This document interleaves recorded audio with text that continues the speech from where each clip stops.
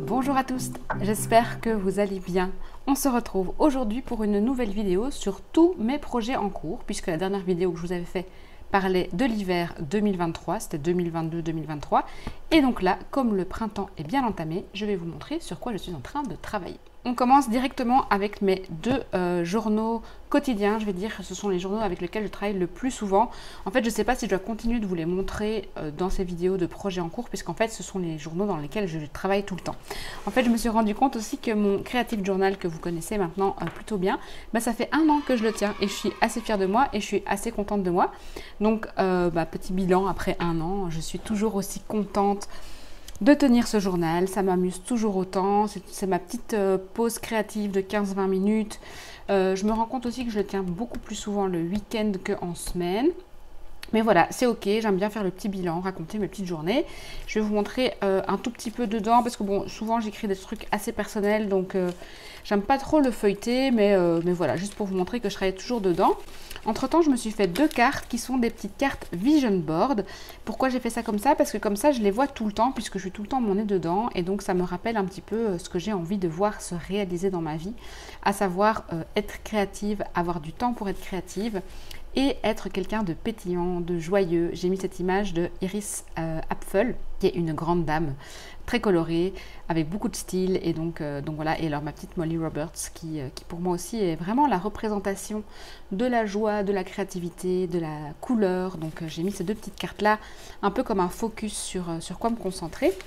Et donc mon journal, voilà, ça n'a pas fort changé. Je dessine beaucoup moins dedans, beaucoup moins qu'avant. Essentiellement, je colle toujours des stickers, enfin des printables de Journal Pocket Pam. D'ailleurs, je lui ai acheté sur sa petite boutique sa collection Twilight et je les aime trop. Moi, je suis une grande fan de Twilight. Donc j'étais vraiment hyper contente qu'elle sorte une collection Twilight, parce que en ce moment il n'y en a que pour Harry Potter et moi je suis pas du tout une Potterhead, je suis une Twilight Head, donc je suis hyper contente qu'elle avait sorti cette petite collection. Donc je me suis fait plaisir sur sa boutique, j'ai acheté sa carte et quelques stickers. Et puis pour le reste, voilà, c'est toujours un peu la même chose. Je fais mes fonds en couleur, je mets des stickers. Ici j'avais fait un collage, un petit peu un collage intuitif, je vais dire, comme pour me rappeler que j'avais aussi le droit de faire un peu n'importe quoi dans ce journal et que voilà, un petit peu sans recherche d'esthétique particulière. Et j'avais testé début avril un One Line a Day, parce que j'avais vu des choses sur Austin Kleon dont je vais vous parler à la fin de la vidéo, et je me suis dit que j'avais trop envie d'essayer de faire une ligne par jour. Et j'ai tenu que 9 jours, mais au moins, enfin même pas 7 jours, mais au moins je suis contente de l'avoir testé. Je me rends compte que c'est pas fait pour moi, que j'y arrive pas. Et moi qui ai toujours voulu m'acheter le Hobonichi 5 Years, je me rends compte que c'est un journal qui ne me conviendrait pas. Donc voilà, au moins j'ai testé ça là-dedans. Et puis après, mon autre journal du quotidien, c'est bien sûr Steve, que je vous ai déjà montré 1500 fois. Vous le connaissez bien maintenant, il est presque aussi célèbre que moi. Donc voilà, ici je travaille dedans à mon rythme, puisque vous allez voir, j'ai toujours plein de projets en cours. Donc il n'y a plus du tout la pression de faire chaque jour une nouvelle page, mais je voulais quand même vous montrer les dernières pages que j'avais faites dans ce journal. J'ai fait une page sur la magie. Qu'est-ce que c'est la magie pour moi, qui est entre de nouveau un vision board, un mood board et un manifeste de c'est quoi la magie, avec des mots qui m'ont parlé. J'ai fait ici un coloriage de Molly Roberts, et j'en fais un petit peu plus souvent en ce moment, des coloriages de Molly Roberts. Donc elle a un livre de coloriage qu'on peut acheter en livre ou qu'on peut imprimer à la maison. Donc moi j'ai ce livre de coloriage, et en fait quand ma fille colorie, maintenant je sors mon coloriage et je le fais moi aussi. Donc ça c'était à l'aquarelle, et en fait c'est assez chouette. Je fais pas ça tout le temps, mais j'aime bien. Et donc du coup j'ai fait une petite page sur elle. Alors ici je vous en dis pas plus sur cette page là, je vous la montre juste, mais ça c'est une nouvelle page que j'ai faite avec un petit cœur. Et ça c'est une page que j'ai faite récemment aussi, et dont je vous parle sur le blog. Alors, je n'ai aucune idée si je vais reprendre à 100% le blog ou pas, mais j'avais envie d'écrire un article de blog, alors je me suis dit, écrivons un article de blog, et je vous invite à aller le lire. Pourquoi? Parce que je vous explique en fait le pourquoi de cette page. Je ne vais pas dire comment je l'ai réalisée, mais quelle est la signification de cette page, et quelle est la signification du purposeless, qui, à mon avis, va être mon nouveau mot de l'année. Et vous allez comprendre pourquoi. Donc en fait, c'est vis ta vie sans avoir un but. Sois engagé avec ce que tu es en train de faire ici et maintenant, et joue, parce qu'on dit toujours qu'on joue de la musique, Et pour moi, ça vaut un peu pour tous les arts. Mais donc ça, je vous explique sur l'article de blog. Je vous mettrai le lien en barre d'infos si vous voulez aller le lire. Et donc, voilà, ce journal, je le continue à mon aise, à mon rythme. Et je vais vous montrer maintenant les autres projets. Je vous avais quitté dans ma dernière vidéo avec mes carnets d'échantillons que j'ai renommés en Playbook. Donc, j'ai eu fini 2 carnets d'échantillons, donc les 2 que je vous avais montrés dans ma dernière vidéo. Je vous remets de nouveau toujours le lien ici quelque part ou en fin de vidéo pour que vous puissiez avoir le fil si vous aimez bien suivre ces type de vidéo comme une série Netflix. Et donc j'ai appelé ça un playbook, mais je vous avoue que je l'ai beaucoup commencé en mars. Normalement je date toujours, voilà, non, 17 février, donc fin février, début mars. Et puis après en avril j'ai un peu moins travaillé dedans parce que justement je suis beaucoup repassée dans mes journaux et je me suis rendu compte qu'en fait moi je fonctionne beaucoup par phase et c'est quelque chose que je suis en train d'essayer d'accepter chez moi. C'est-à-dire que pendant 3 mois, je vais faire beaucoup de la peinture. La peinture, je vais manger peinture, dormir peinture. Je vais regarder que des vidéos de ça. Je vais m'acheter des cours autour de ça. Je vais faire voilà, plein de ça. Et puis tout d'un coup, je vais switcher au journaling. Et donc, je vais faire que du journaling. Donc là, j'ai l'impression que ma phase peinture, comme je vous en avais parlé dans ma dernière vidéo, elle est un petit peu passée. Et d'ailleurs, j'ai annulé mon abonnement à l'Académie d'Adèle parce que je ne regardais plus les vidéos. Et que donc, je suis redevenue dans cette partie de journaling. Mais donc, je voulais quand même vous montrer ce playbook parce que j'ai été quand même pas mal occupée dedans depuis le début du printemps. Et que c'est un journal que je vais quand même continuer. Mais pour le moment, la phase est un peu en pause, je vais dire ça. Et donc là, je vous le feuillette un petit peu rapidement. Donc, le principe de ce playbook, c'est vraiment... comme les carnets d'échantillons, de jouer dedans, de s'amuser dedans et de faire des recherches pour des peintures, des collages. Et donc des peintures et des collages avec 100% de matériel que j'ai réalisé moi-même. Et après, je vais vous montrer aussi le défi des 100 jours sur lequel je suis occupée en ce moment. Mais donc là-dedans, j'explore vraiment les compositions, les couleurs, mon style, ce que j'aime pas. Et donc jusqu'ici, donc jusque où je vais dire... Voilà, jusqu'ici, donc jusqu'au... J'ai pas la date non plus sur cette date-là. Jusqu'au 4 mars, je me suis beaucoup énervée dans mon playbook et beaucoup énervée avec mes carnets d'échantillons parce que je n'arrivais pas à faire ce que j'avais envie de faire. Et en fait, la peinture abstraite, c'est hyper difficile, mais vraiment hyper difficile. Parce que on ne sait pas ce qu'on va peindre, c'est abstrait, on n'a pas de... Voilà, c'est difficile de se représenter une émotion, on ne sait pas à quoi ça ressemble, c'est difficile de savoir ce qu'on a envie de faire, contrairement à du réalisme où on pourrait par exemple se dire, voilà, je vais peindre un renard, ok, on sait tous à quoi ressemble un renard, et si on ne sait pas à quoi ressemble un renard, on peut faire des recherches et trouver plein d'images de renard et puis faire un petit peu son melting pot. Tandis que l'art abstrait, en fait, ça vient vraiment de nous à 100%, de qui on est, de ce qu'on aime, des couleurs qu'on aime, donc ça implique de se connaître vraiment à 100%. Et c'est quelque chose que j'ai eu vraiment du mal à comprendre et que j'ai eu du mal aussi à faire parce que les seuls exemples que j'avais, c'était, donc ça c'est une page Pinterest que j'ai imprimée, c'était les œuvres des autres artistes. Et donc je savais ce que j'aimais et ce que je voulais arriver, mais ce sont les autres artistes, c'est pas forcément moi. Donc pour faire de l'art abstrait, il faut faire beaucoup. Et j'ai eu un peu du mal, je vais dire vraiment jusque début mars. Et je me suis vraiment beaucoup énervée. Et puis je suis tombée sur une vidéo de Helen Wells, dont je vous parlais aussi dans ma dernière vidéo, qui disait notez comment vous voulez que vos peintures soient. Donc j'ai fait une liste et je pense que c'est à partir de là que ça s'est un petit peu débloqué. Et j'ai continué à suivre évidemment plein de cours sur l'Académie d'Adèle et des cours aussi de Nicolas Swilton. Et j'ai enfin pigé le truc entre guillemets et j'ai aussi pigé comment fonctionnaient les couleurs, comment on mélangeait les couleurs. Enfin, ça m'a vraiment fait du bien de prendre tous ces cours parce que je partais vraiment de nulle part, quoi, puisque j'avais toujours travaillé avec du matériel existant et que là je partais de zéro. Donc c'était vraiment hyper enrichissant, hyper bien. Et donc ça pour moi ça a vraiment été la peinture. Donc j'ai écrit Love, Love, Love, la peinture qui marque vraiment le début de mon style, l'émergence de mon style, de ce que j'aime, de ce que j'ai envie de faire, des couleurs, des formes, de la composition, du style, de plein de choses. Et donc voilà, je suis vraiment arrivée à ce point-là. Maintenant, je travaille toujours encore sur petit format dans mon journal. Quand j'arrive sur toile, j'ai vraiment du mal, je bloque. Mais je me dis, ok, en fait, ce que j'ai compris aussi durant ces 3 mois où j'ai fait énormément de peinture, c'est que j'avais toute la vie devant moi pour faire de la peinture. Donc ça ne devait pas être en 3 mois que je devais être une grande Picasso. Donc j'ai continué d'explorer. Et donc là, j'ai exploré les compositions. avec une masterclass de Sally-Anne Ashley que j'ai suivie. Et donc j'ai fait des photos dans ma maison de trucs qui m'entouraient et j'ai essayé de reproduire des compositions. Et en fait, c'est pas exactement ça après que je veux faire pour peindre, mais ça me permet de comprendre comment fonctionne ce que j'aime, comprendre comment fonctionnent les couleurs entre elles, comment fonctionnent les formes entre elles. Donc c'est vraiment que des exercices et de la pratique. Donc là, pareil, des exercices de collage, toujours pour comprendre cette histoire de composition, cette histoire de couleurs, comment tout s'imbrique. Et même parfois aussi des formes, des traits que je copie. Alors à ce moment-là, ici, c'était de Sarah Boyce Yoder que je copie, toujours pour essayer de comprendre en fait qu'est-ce qui marche mieux, la main gauche, la main droite, le crayon plus comme ceci ou plus comme cela. Enfin, donc voilà, c'est vraiment un carnet toujours de recherche d'échantillons, mais dans lequel j'essaie aussi de m'amuser et de ne pas avoir de finalité et de produit fini. Et à titre d'exemple, ça par exemple, c'est pas du tout un produit fini, on voit vraiment que c'est de la recherche. Je voulais aussi montrer, là c'était un mail que j'avais reçu et que j'ai imprimé pour me rappeler ce qu'on m'avait dit et pour me rassurer. Et voilà, ça c'est par exemple aussi des recherches que j'avais faites. Je m'étais dit j'allais les remplir en couleur et puis finalement je les ai pas faites, ce que j'avais fait dans un de mes anciens carnets. Et donc voilà, produit pas fini. Et alors tout au début aussi, pareil, j'avais fait ici j'avais pris des photos sur Pinterest d'architecture, de portes, de patchwork. J'aime vraiment l'effet patchwork dans les peintures. Et donc j'avais commencé ça et je ne l'ai pas fini. Et je m'autorise à avoir des pages pas finies et ça fait un bien fou.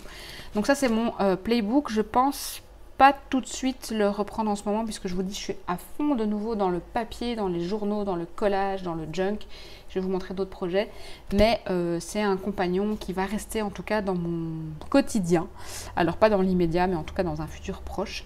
Et donc voilà, ça a fait partie aussi du printemps et de mes projets de printemps. On en arrive à mon défi des 100 jours. Alors si vous m'avez suivi sur Instagram, vous savez que je me suis lancée comme défi de faire le 100 Day Project, donc faire une peinture par jour pendant 100 jours. Alors au début du défi, je m'étais dit que j'allais peindre mes émotions et en fait je n'y suis pas du tout arrivée pour les raisons que je vous expliquais juste avant. Donc j'ai simplement fait des peintures en cherchant mon style, en cherchant qu'est-ce que j'aime, en cherchant des formes, des couleurs, parfois en reproduisant des peintures d'autres artistes. Et donc le principe de mon défi des 100 jours, c'est que j'ai consacré une boîte à chaussures avec mon matériel. Comme ça, en fait, je dois juste ouvrir la boîte à chaussures et prendre la peinture et faire ce défi. Donc, je vais vous montrer tout ça parce qu'il y a pas mal de petites choses à vous montrer. Et déjà, je voulais vous montrer que dans la boîte, ce que je laisse, ce sont des papiers, des cartons. C'est que de la récup, soit de carnets que j'ai dépiotés, de certains trucs qui me restaient, soit parfois des paquets d'emballage, ici voilà, de biscuits ou de je sais plus quoi. Je vais vous montrer sur les autres cartonnettes, mais donc ce sont toutes des chutes de papier parce qu'en fait finalement, inconsciemment, ça fait partie du défi que je me suis fixé, c'est de faire sur de la récup. Et en fait aussi, j'adore travailler sur le papier. C'est quelque chose aussi que je me rends compte de plus en plus, c'est que j'adore vraiment le papier. Donc, je suis en train de réévaluer cette histoire de toile parce que je me demande si je ne devrais pas en fait juste travailler sur le papier puisque j'aime ça et que ça me fait kiffer. Et d'ailleurs, justement, Helen Wells, j'en ai déjà parlé 1000 fois, travaille sur le papier. Donc voilà. Donc ici dedans, bref, tout ça pour dire qu'il y a les futures cartonnettes qui doivent contenir le reste de mon défi, mon petit trotteuse, ma petite trotteuse parce que je mets tout sur un anneau, je vais vous montrer, et alors de nouveau des chutes de papier que j'utilise, ici de carton que j'ai récupéré ondulé. J'adore travailler avec le papier carton ondulé, c'est la grosse mode aussi sur Instagram en ce moment, notamment grâce à Megan, de Megan on the Moon et de Art for Spell ou Art Spell ou quelque chose comme ça. Enfin, je vais vous montrer de toute façon toutes les informations en barre d'infos parce qu'elle fait plein de tutos et elle a fait des tutos avec ce carton que vous avez déjà vu dans mon journal et que je vais encore vous montrer. Bref, j'adore travailler avec ce carton et puis toutes des petites chutes de peinture aussi parce que il y a quelque chose que je fais beaucoup dans mes peintures, c'est que quand la peinture n'est pas sèche, je viens tapoter un papier. Et ça me fait ça me fait plein de chutes comme ça. Et aussi à chaque fois, je frotte toujours mes pinceaux avant de les rincer sur des cartons. Donc j'ai plein de petites chutes et que je peux réutiliser en collage. J'ai un petit bout de tissu. Et donc ça, c'est un petit peu le matériel que j'ai à portée de main pour mon défi des 100 jours avec des anneaux. Et que je viens utiliser pour mes petites cartonnettes que je vais vous montrer juste maintenant. Voici le sujet. Alors vous allez voir que j'ai deux piles parce qu'en fait, j'ai commencé par trouter mes petits projets avec deux trous et en fait vous voyez comme d'habitude j'ai fait ça à la truelle. Et donc du coup, en fait, je n'arrive plus à ouvrir les anneaux. Enfin, j'arrive plus à remettre dans les anneaux parce que j'ai mal troué mes trucs. Mais donc, c'est pas grave, voilà. Moi, j'aime bien les trucs super bruts. Donc, j'ai commencé ce défi des 100 jours en reproduisant d'abord des formes et des peintures que j'ai vues sur Pinterest. Et si vous voulez des références, vous allez voir sur Instagram, parce qu'au début, je postais tous les jours sur Instagram, et puis petit à petit, j'ai abandonné. Et voilà, ça fait partie aussi des choses que je dois vous parler. Mais donc voilà, vous voyez, j'ai vraiment fait ça n'importe comment, j'arrive pas à ouvrir. Donc au début, je me cherchais un peu, je savais pas trop, donc je reproduisais simplement des choses que j'avais vues, des compositions, des formes. Et en fait, vous allez voir qu'au fur et à mesure des défis, au fur et à mesure de mes cours de peinture, au fur et à mesure aussi de mon playbook, j'ai commencé à prendre confiance en ce que je faisais. Ça, je pense que c'est la première peinture vraiment où je me suis dit, ok, ça c'est moi, ça j'aime. Alors il y a plein de choses que je déteste dans cette peinture, plein de choses qui ne vont pas, mais ça a été la première qui a marqué quelque chose chez moi. Donc j'ai testé, je suis revenue en arrière, j'ai recommencé. Parfois il y avait des jours où je faisais juste des tests de couleurs. Alors vous allez voir aussi qu'il y a tout le temps du bleu. Donc c'est aussi une grande découverte sur moi, c'est que j'adore ce bleu roi, je l'adore à toutes les sauces. Et j'adore aussi le rose, vous allez voir que le rose revient toujours. Néanmoins parfois j'essaie aussi d'autres gammes pour voir comment je me sens avec ces gammes, comment je me sens au moment où je le fais, comment je me sens après l'avoir fait, est-ce que ça me correspond ou pas, et là, ça me correspond pas. Parfois, il y avait des jours où j'avais juste pas le temps, donc j'ai juste fait des marques.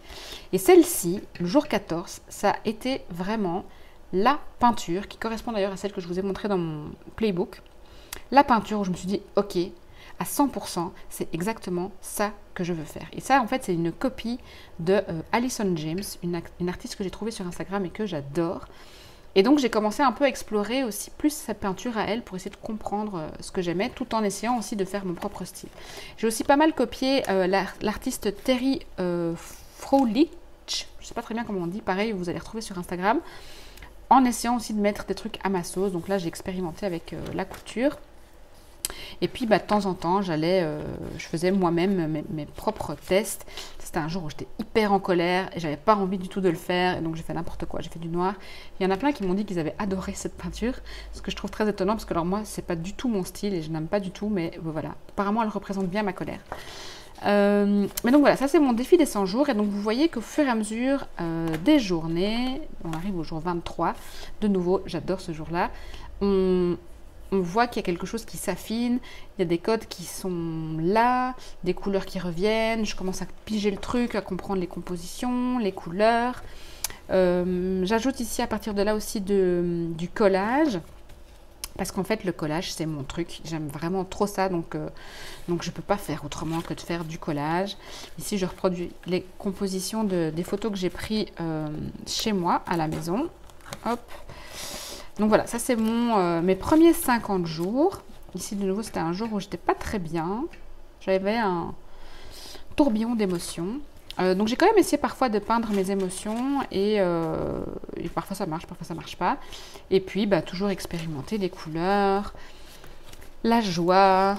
J'essaie toujours de faire des choses qui me font du bien, qui me font plaisir. Mon ressenti par rapport à ces 100 jours, à l'heure actuelle, au moment où je tourne la vidéo, on arrive au jour, on a dépassé le jour 50, c'est que ça devient de plus en plus difficile parce que je le vois vraiment comme une contrainte, comme le fait que je dois faire. Et moi, j'aime pas les je dois. Dès qu'il y a un je dois, tu dois, ça me pose un problème. Et c'est aussi ce qui s'est passé avec le One Line a Day, le fait de devoir faire tous les jours. En fait, bizarrement, si je ne dois pas le faire, je le fais. Mais quand je dois le faire, je ne le fais pas. C'est comme psychologique, quoi. Donc, à partir de ce deuxième anneau-là, ça devient un peu plus compliqué pour moi de le faire. C'est pour ça d'ailleurs que je suis passée à un format encore plus petit pour me dire, ok, te fais pas la pression, t'as dit de faire une peinture, ça doit pas être un gros machin à chaque fois. Donc là, je suis passée dans un format un peu plus petit. Et puis, en fait, vers le jour 40, 50, je commence à me dire, oh, fuck it, fais ce que tu as envie. Je m'étais fixé plein de codes pour ce défi, et puis je me suis dit, oh, vas-y, laisse tomber, fais ce que tu as envie, du moment que tu utilises au moins de l'acrylique. Donc, par exemple, ici, j'ai expérimenté avec de l'encre. Ici, c'était une base de collage avec une peinture que j'avais déjà faite et par lequel je suis revenue peindre par au-dessus. Et en fait, pareil, j'adore. Et ce qui se passe, c'est que maintenant, je commence à avoir vraiment les petites peintures que j'aime le plus là-dedans. Et ça me fait une bibliothèque absolument géniale à explorer après en plus grand. Et surtout, j'apprends beaucoup sur moi et je comprends beaucoup, en fait, ce que j'aime pas, ce qui fonctionne et ce qui ne fonctionne pas. Là, sur le groupe Discord, alors ça aussi, je dois vous dire que le groupe Discord, c'est une pépite. C'est génial. Je vous mets le lien aussi en barre d'infos. C'est génial parce qu'on s'encourage beaucoup pour ce défi et les filles sur le groupe Discord sont vraiment fabuleuses. Donc merci les filles, si vous me regardez, merci parce que c'est aussi grâce à elles que j'arrive à tenir. Je le fais en fait presque pour elles parce que j'ai pas envie de les laisser tomber parce que je les ai embarquées dans l'aventure et je me dis que ce serait vraiment trop nul que moi j'arrête si elles continuent. Mais donc elles m'ont défiée sur la couleur rouge et j'y croyais pas, mais en fait j'aime vraiment beaucoup. Alors ok, j'ai un peu triché, hein, j'ai mis beaucoup de rose, mais il y a du rouge pur. Donc voilà, du coup après le lendemain j'ai re-expérimenté avec le rouge et le rose.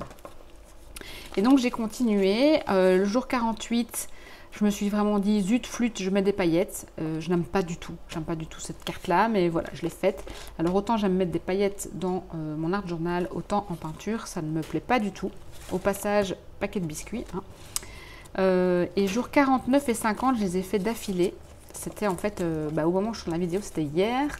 Je les ai fait d'affilée parce que j'avais pris du retard. En général, j'ai pris du retard que 2 ou 3 fois sur le défi. Donc ça veut dire qu'il y a 2 ou 3 jours où j'ai fait à chaque fois 2 peintures. Parce que j'avais pas fait la veille, et puis j'avais pas eu le temps, j'étais au travail, peu importe. Et donc là, en fait, j'ai juste fait n'importe quoi. Vraiment n'importe quoi, comme pour me dire, ok, lâche la pression, t'es déjà arrivé à la moitié du défi, on s'en fout quoi.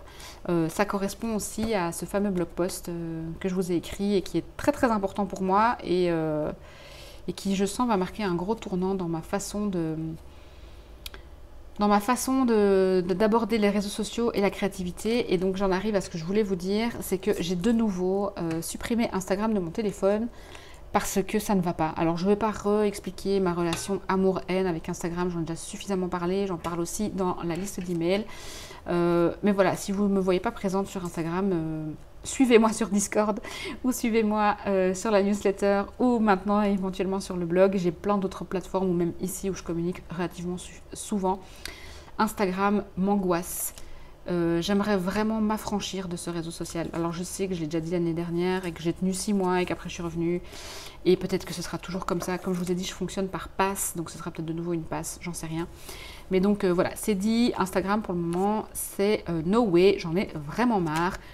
Pour la raison de ce blog post aussi, dont je vous parle sur le blog. Hein. Allez le lire, franchement vous allez mieux comprendre un peu tout ce que je vous raconte. Mais donc voilà, ça c'est mon défi des 100 jours. Au moment où je tourne la vidéo, on est donc au jour 51.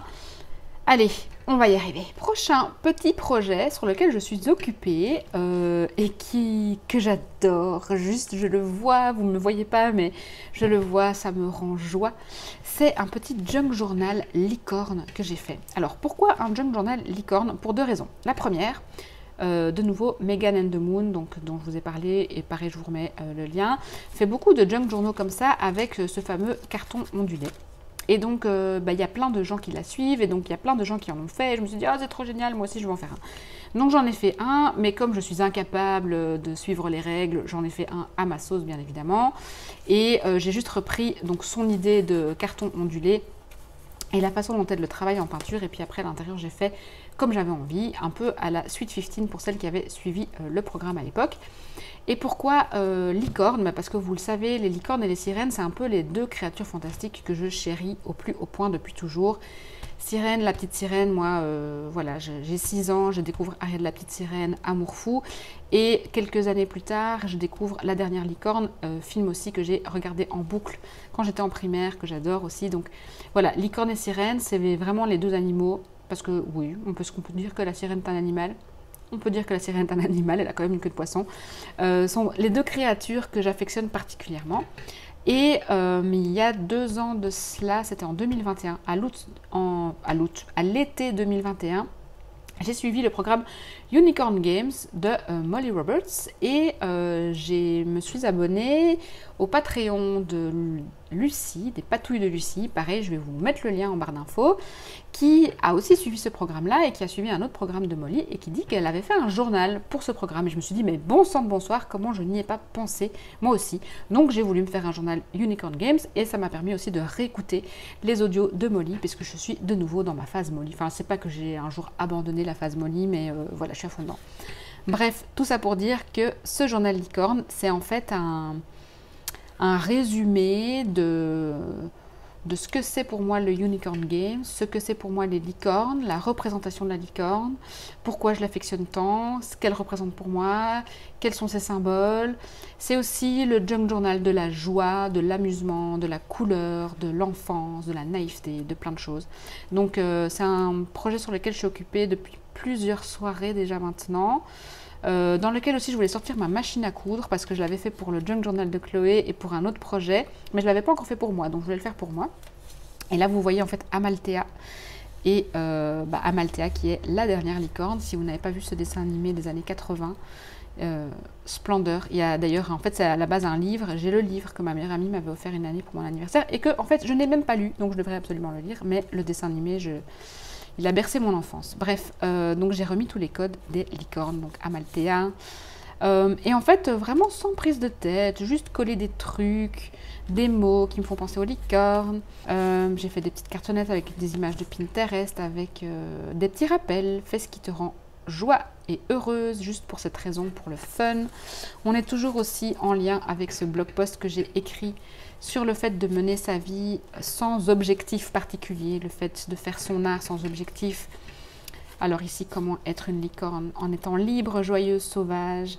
Play is powerful, en étant fabuleuse, authentique et unique. C'est l'occasion aussi d'utiliser tous les petits trucs brillants que j'achète. Je suis une pie, j'adore les petits trucs qui brillent. Des images que j'imprime de Pinterest. Ici j'ai fait des francs-freluches au tissu. J'adore aussi le tissu. Vous savez, hein, j'ai été styliste pendant 10 ans, donc j'ai aussi une histoire avec le tissu. Ma maman, dont je suis très proche, fait du patchwork. Voilà, on a une grande histoire de couture dans la famille. Ma grand-mère était couturière, donc j'ai besoin aussi de mettre du tissu et de la couture quelque part dans mes projets. C'est moi, ça fait partie de moi. Donc c'est un journal pour me rappeler comment jouer. Alors aussi dans le programme de Molly Roberts, elle parle de la nourriture. Donc qu'est-ce qu'une licorne pourrait manger? Alors elle pourrait manger de la glace, des gâteaux, des slushies, c'est du granité, des cupcakes, des donuts. Voilà, ça c'est la licorne qui s'amuse. Pourquoi ce journal? La vraie question c'est pourquoi pas? Hommage au kitsch, au fun, à tout ce qu'est une licorne. Donc c'est quoi pour moi être une licorne? Je vous lis pas tout. Je l'ai pas fini, hein, il y a encore plein de pages que je dois remplir.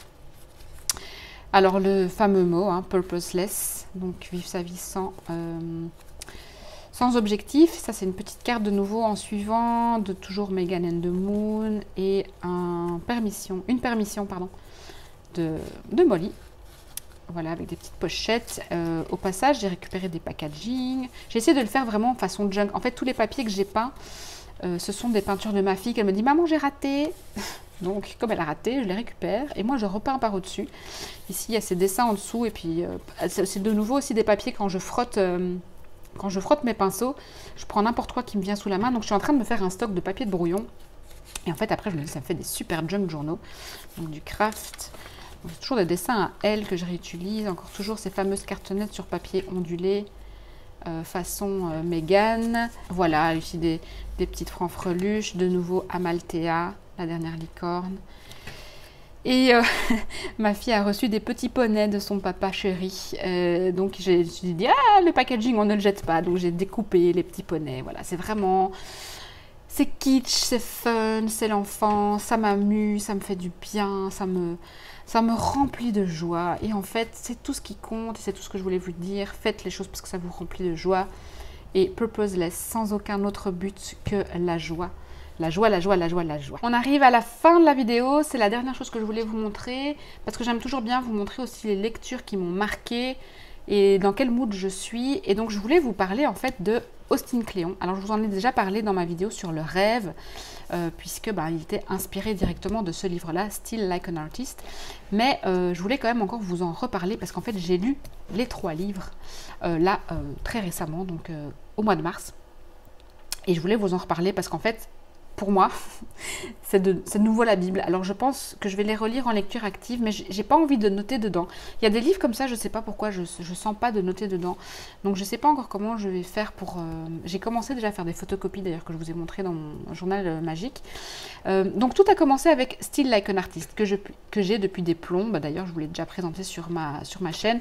Et pour vous dire tellement qu'il est vieux, c'est que la reliure est une crasse infinie.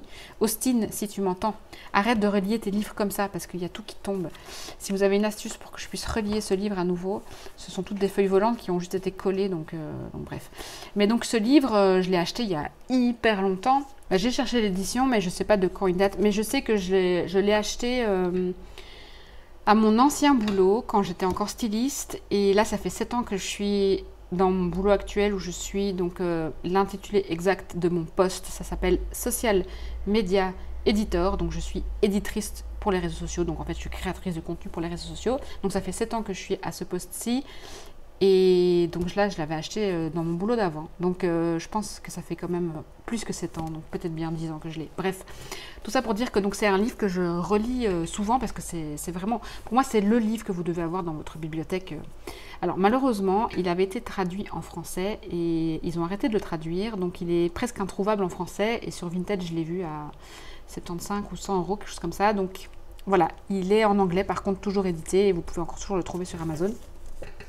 Mais donc en fait, Austin part du principe que aucune idée n'est originale et qu'en fait il faut apprendre à voler les idées des autres, mais à le faire de manière très intelligente et pas aussi bêtement voler une idée et se l'approprier. Donc il explique tout ça dans son livre. Donc ça c'est le premier tome de Still Like an Artist, et il s'avère que je l'ai relu très récemment et je me suis dit mais bon sang de bonsoir, pourquoi je ne l'ai pas relu depuis tout ce temps? Parce que vraiment c'est la réponse à toutes mes questions. Il se divise en 10 chapitres qui sont en fait les 10 préceptes, je vais dire, de théorie de Austin Kleon. Donc de voler comme un artiste, de ne pas attendre de savoir avant de commencer, d'écrire le livre qu'on a envie de lire, d'utiliser ses mains, d'avoir des side projects, donc des hobbies. Et alors c'est ce paragraphe-là qui m'a absolument marqué sur le fait d'avoir des hobbies, que c'était hyper important d'avoir des hobbies qui ne ramenaient aucun argent. Et on en revient à tout ce que je vous raconte toujours avec Instagram et tout ça. Et ce que j'ai vraiment eu le déclic que je viens de comprendre avec l'arrêt de mon business. Donc bref, il reparle de ça et je me suis dit mais pourquoi j'ai pas lu ça avant? Parce que je me suis tellement mis la rate en courbouillon, comme on dit, avec cette histoire d'arrêt de cours et tout ça, que voilà, bref, ça m'a fait vraiment beaucoup de bien de lire ça, donc de partager son travail, enfin voilà, il y a tous les chapitres, donc ça c'est le premier. Et donc du coup je l'ai lu, j'ai tellement aimé, j'ai fait des photocopies, j'ai écrit plein de notes dans mon Creative Journal, que je me suis dit ok, maintenant je vais acheter le deuxième. Donc j'ai acheté Keep Going, sur le fait de continuer, comment continuer à créer une fois qu'on a déjà enclenché la première étape, donc de voler les idées des autres entre guillemets. Et donc là pareil, même principe, 10 préceptes. Et le premier déjà, Every day is Groundhog Day. Donc Groundhog Day, pour ceux qui ne connaissent pas, c'est le jour de la marmotte. C'est un vieux film, je pense, des années 80, avec Bill Murray. En français, je pense que c'est le jour sans fin, un truc comme ça, où en fait le gars revit toujours la même journée. Moi, c'est un film que j'avais adoré regarder quand j'étais plus jeune. Et il dit que les journées, enfin, nos journées sont toujours les mêmes. Et donc, on en revient à cet article de blog que j'ai écrit.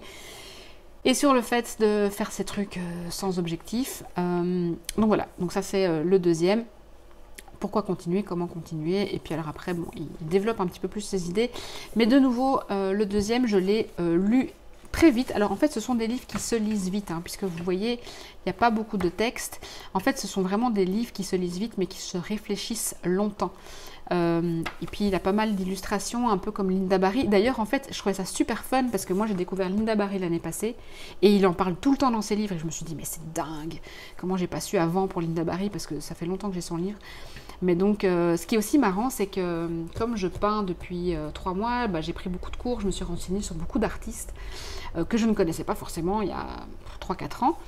Et dedans, il en parle de ces artistes que j'ai découverts, et je me dis, c'est marrant, c'est comme si tout était connecté finalement, et que, bref, il y a un lien dans tout.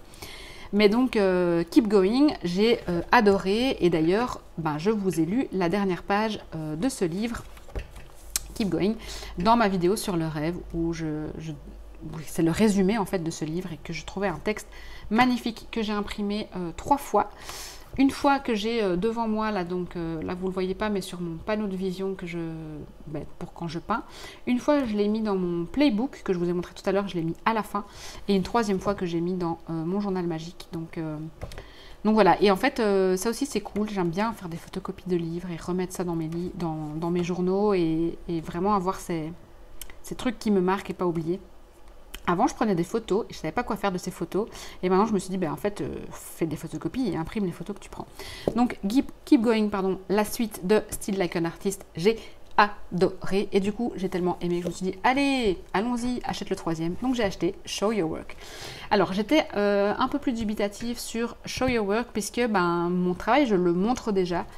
Et j'ai pas vraiment peur de montrer mon travail. Et puis, j'avais peur qu'il soit trop entrepreneuriat, sachant que moi j'ai fait vraiment une croix sur ça, mais en fait au même titre que les 2 autres, pépite. Alors celui-là par contre il a été traduit en français, donc vous pouvez le trouver encore actuellement en français. Et justement si vous avez un business, si vous êtes entrepreneur, il en parle quand même aussi et ça aide aussi vachement à désacraliser, à faire du bien. Et donc c'est toujours le même principe, 10 principes. Le principe c'est d'avoir des principes, 10 chapitres qui expliquent comment est-ce qu'on partage son travail. Je vous en lis quand même quelques-uns. Vous n'avez pas à être un génie, pense au processus et pas au produit, partage quelque chose un petit peu tous les jours. Et donc là on arrive au 100 Day Project, 100 Day Project.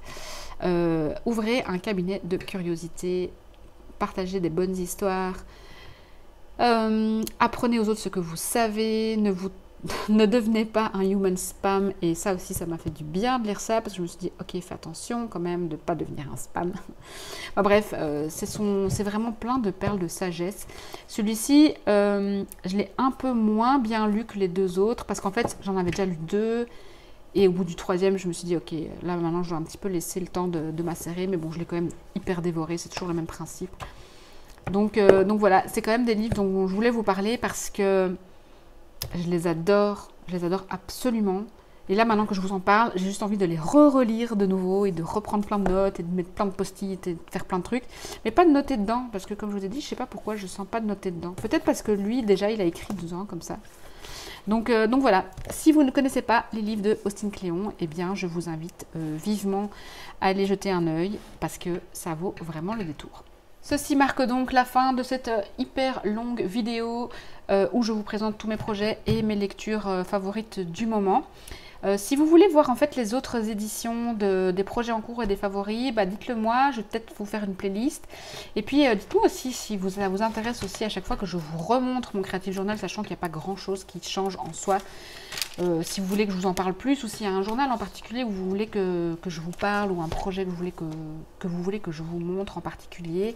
Et puis dites-moi aussi un petit peu sur quoi vous êtes occupé vous en ce moment et qu'est-ce que vous êtes en train de lire. Je suis toujours à la recherche de recommandations lecture.